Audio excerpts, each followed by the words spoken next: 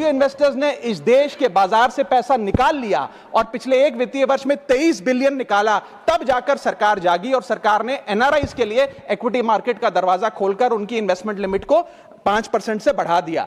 इसमें कोई दो राय नहीं है कि इससे इन्वेस्टर्स 32 मिलियन एनआरआई इन्वेस्टर्स को अब भारतीय बाजार में पैसा डालने का मौका मिलेगा। लेकिन इसी के साथ साथ सरकार को इस पर भी गौर फरमाना चाहिए कि क्यों फॉरेन इन्वेस्टर्स भारत से पैसा निकाल कर बाजार को छोड़कर जा रहे हैं। Sir, now I come to the bad part of the budget.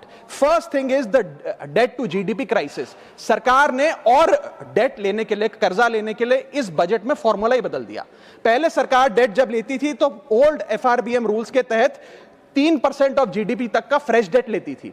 इस बजट में सरकार ने उस फॉर्मूले को बदलकर कहा कि टोटल सरकार का डेट जीडीपी का 50% होगा और उस सीमा में हम डेट लेंगे। यानी कि they want to play on the denominator effect. For example, एक साल बजट अगर हमारा जीडीपी 12% से ग्रो करता है तो उस साल सरकार खूब सारा डेट लेके सरकार पे कर्जा लाद सकती है, जो कि फिस्कल डेफिसिट 4.5, 6.5, 5% तक भी पहुंच सकता है। सर, इसी के साथ साथ मैं बताना चाहूंगा कि आज सरकार कहती है कि हमारा डेट टू जीडीपी रेशियो 56% है, लेकिन ये गलत है, क्योंकि बहुत सारे ऑफ बैलेंस शीट आइटम्स हैं जिसे सरकार डेट में दिखाती ही नहीं है, जैसे कि FCI bonds, OMC bonds, fertiliser, NHAI, NFSS, यानी कि तमाम तरीके के ऐसे कर्जे हैं सरकार के ऊपर जो सरकार अपनी बैलेंस शीट में नहीं दिखाती है। सर, मैं सरकार को आपके माध्यम से यह रिक्वेस्ट करना चाहूंगा कि देश का कर्जा और कैसे ना बढ़े इस पर काम करें, ना कि और कर्जा लेने के लिए हम जीडीपी और डेट टू जीडीपी के फॉर्मूले के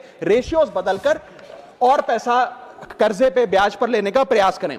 सर, दूसरी दिक्कत जो इस बजट में नजर आई वो ये थी कि इनकम टैक्स स्लैब में चेंज नहीं हुआ।